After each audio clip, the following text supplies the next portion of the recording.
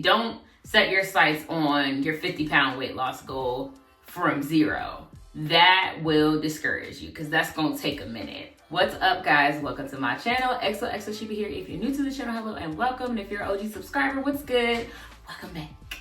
So I wanted to talk to you guys today because I recently just lost 40 pounds. 40 pounds is the most weight I've ever lost in my life. Now, granted, I'm not the smallest I've ever been in my life because I did gain weight, but that is the most I've ever lost. And now that I'm back to my normal size, I would say, I wanted to talk to you guys about the things that I did to get me here. I changed my whole mindset and routine around to make it make sense, to make it sustainable, because I really got tired of trying to get really strict and then like lose the weight, but then you didn't really learn any good habits, so you're very susceptible to gain the weight. Like I've yo-yo dieted probably since I was maybe like 12. I grew up in the early 2000s still up until like my early teen years, so I still caught some of that thin as in type of mentality. So I've been yo-yo dieting since a very young age. But because I never learned how to actually eat healthy, how to create a lifestyle,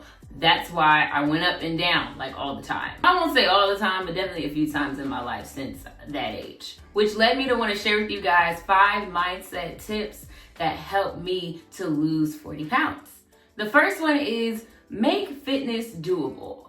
If you are not used to going to the gym 6 days a week, 5 days a week, 4 days a week, don't start there. You will burn yourself out way too quick. Start with the 3 days a week. That's a good amount to just keep you active and get some results. Also, don't start with the hardest workouts possible. If lifting is not yet something that's interesting to you or something you feel like you can maintain, don't start there. Start with cardio. I know everybody says like be intricate in how you do it, and if you already have the mindset to do that, you can. But if you are just trying to get into the habit of fitness, yeah, just start where you can. So if it's just a treadmill for you, do that. The very first time I really started getting into fitness in my early 20s, which I actually did on this channel back in like 2017, I just went to the gym for 20 minutes. I would do intervals on the treadmill, run them for 20 minutes, and then I would get off and go get ready for work. And then I got to a point where as I was doing that, I committed to doing it every day, except for Sundays, and sometimes on Sundays. And then from there, I started committing to doing it twice a day so I could get a full 40 minutes of working out. So I would do 20 minutes intervals in the morning, and then after work, I would come back and do 20 minutes at night. I did what I could handle, and that's really what you should do. And as you start doing those things and getting comfortable with it and becomes normal to you, you've created a habit, you'll start to add on to it gradually. I'm not with trying to rush the process anymore. It actually took me really like almost 2 years, I want to say, to lose 40 pounds because I decided to go the slow route and really learn my body, really get into fitness and build good habits.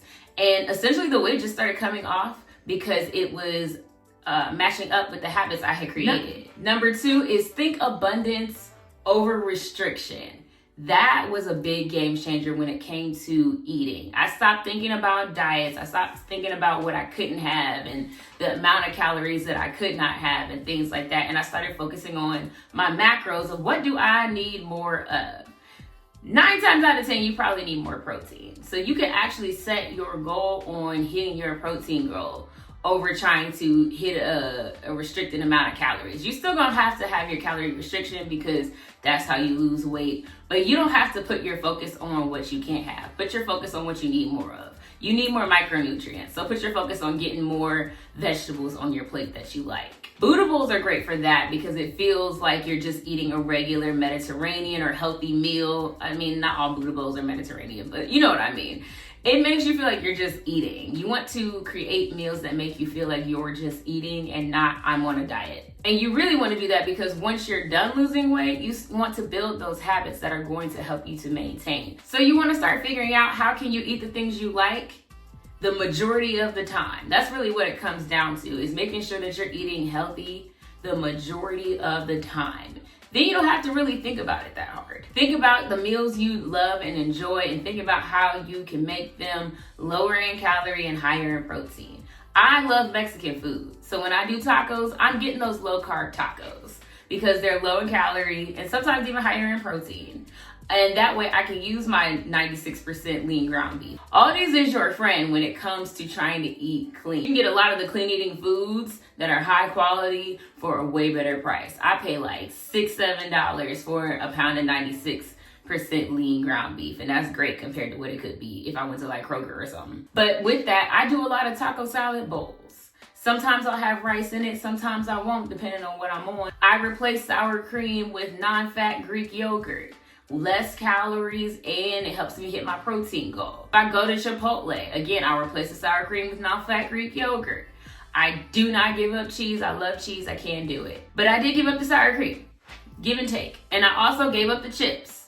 Sometimes I'll have the chips, but for the most part, I gave up the chips and I substituted for Quest chips instead, because Quest has a lot of tortilla style chips. So you can also lower calorie and hit your protein goal.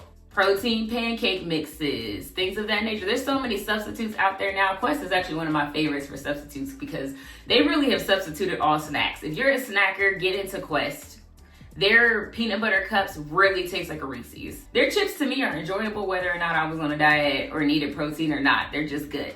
Even my 7-year-old nephew gets down on Quest chips. If you like pasta a lot, try to find a substitute that works for you. I know if I want to do ramen and I want to do it healthy, I'll get the shirataki noodles because they are literally nothing. They're just there for the vibes. There's no nutrition, but there's also no calories. Really, anything you like, you can probably find a way to make it and make it in a better way. There's just substitutes for everything. You don't have to give up the things that you like. You can still have food that tastes good. You don't have to be miserable. And that brings me to tip number 3 is don't make this miserable. Let the I gotta suffer for results mindset go. Let this be something that is going to be enjoyable for you. And that's why I said the slow and steady route worked better for me in the long run because I maintained all of my weight loss every step of the way. Now it went slower because, I might have ate regular tacos or went off track here and there when I felt like it. And I was okay with it. I made the mental note of, I don't want to be miserable in this process that has historically not worked for me. Let me just go slow and let things happen as they happen as I change my habits. You don't want to put yourself in a mindset position where you feel like in order to hit goals, you have to be miserable because that's really not the case.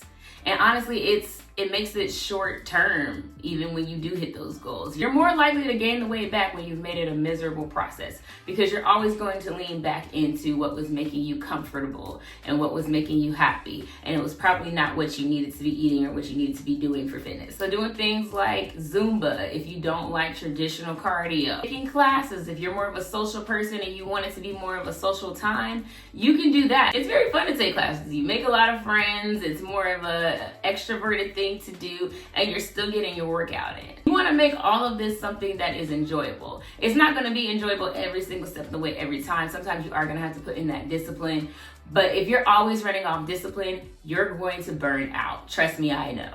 I had to realize about myself, I actually prefer lifting. I would rather superset lifting than have to do cardio. So when I first started getting back in the gym, I just listened to my body of, okay, what's comfortable for me? What do I feel like I can commit to? And I felt like I could commit to the weights part of it. And this is really like an advanced part of step 1. Once you know what you're doing in the gym, I just decided for me I do cardio, but I don't force cardio on myself. Especially now. I'm in a place now where size-wise, like I'm the skinny I would like to be. I don't want to be any skinnier than this. Right now, I'm more focused on recomp. So cardio isn't at the top of my list. But when I don't feel like doing it, I don't do it. And that's okay because I'm in the gym more than I'm not in the gym. And that's really what's important. Now, like I said, once you start getting real serious and you get into specific goals, things change. But just getting into it or just creating a basic fitness habit, don't make it miserable for yourself. You won't stick to it. You do not have to suffer to get results. You can have a great time and still get results. And that's really the mindset you want to have because the other way is very damaging. That's how you start getting to EDs, is when you feel like you have to suffer in order to get fitness results. I used to be there, trust me. I have been in the position where you feel guilty about eating. Not in recent years, but I've definitely been there. And I've been in positions where I've gotten burned out and just ate what I wanted because I was tired of restricting. Been there. It's not fun. There's better ways to do this. Don't make it where you associate being miserable with losing weight. You want to get to the point where fitness just feels like a part of your life and not a chore. Even now, like if I don't feel like going to the gym, I don't force myself. I learned from that a couple years back when I got burnt out. I went every single day for the most part, besides Sundays. And even on the days I really didn't feel like going, and you should push yourself, but you should also listen to your body when it's time to take a break. And I'm now at the point for me where if I don't feel like going on a specific day, it's such an ingrained habit for me now at this point though, keep that in mind. I don't go. I've gone to the gym twice this week. It's Friday. I'll probably go tomorrow to make it 3 times. But I'm usually a 6-time-a-weeker, and this week it was 3. And I'm perfectly okay with that. I gotta listen to my body sometimes so I don't get burnt out of going to the gym on a consistent basis. Mindset tip number 4, don't set big goals, especially when you're getting started. You don't want to shake your confidence. You wanna build your confidence. And I feel like building your confidence comes around better when you are setting small goals. You can lose 5 pounds. And you'll gain confidence that you can lose another 5 pounds and then another 5 pounds. And the next thing you know, you've lost 20 pounds. You don't want to go into it just jumping and say, I want to lose 20 pounds. Because you'll backtrack quite a few times, especially if you're just getting started before you hit that 20-pound goal. So don't even put that pressure on yourself. Just say, okay, let me try to lose 5 pounds. Oh, I lost the 5 pounds. Let me lose another 5 pounds. Just go from there. It's way more sustainable. It puts less pressure on yourself. You do want to set a weight loss goal that's going to challenge you, but not too much pressure. Something you feel like you can attain. But you don't want to get crazy. Don't set your sights on your 50-pound weight loss goal from 0. That will discourage you because that's going to take a minute. It's rewarding when you set small goals and you hit them. Which leads me into mindset tip number 5, actually. Don't get your dopamine from food. So when you're rewarding yourself for these weight loss goals you're hitting, don't reward yourself with food. We're trying to get out of that. You need to find new ways to get your dopamine fix than from food. That was actually a huge thing for me. When I started taking ADHD medication, one of the things that it helped me with was me dopamine seeking from food. And that led me into realizing how much of a pivotal point that was for me in fitness. And I started to dopamine seek from things outside of the kitchen, like buying new clothes. And that was the advice I had given a friend of mine. She had lost 10 pounds and she was very excited about it, but she didn't want to reward herself with food anymore. I'm like, girl, every time you lose 10 pounds, new dress. Put on your old clothes and see how they're, stretchy now. That is rewarding, at least for me. I do get a dopamine fix from looking good in my clothes. I do. Get an article of clothing that's your goal size and check every 10 pounds to see how close you are to that. Notice how much it zips up a little more every 10 pounds you lose. That's going to give you dopamine without reversing your results. We're gonna really get away from food being too much of an enjoyment. Don't get me wrong, food is amazing. I love food. I'm actually a big bruncher myself. I love to travel and I love to try different restaurants.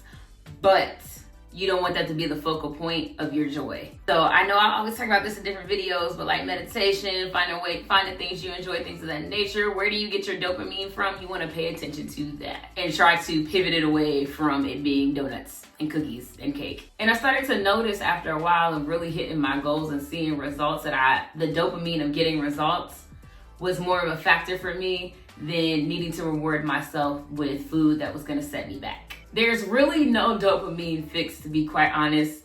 Like looking how you think you look in your head when you look in the mirror. It's great. The other way you can set small attainable goals is by endurance. So how much can you lift this week versus last week? That's something that you will see results with pretty quick that you can focus on. I know for me, shoulders, I'd be real excited about that.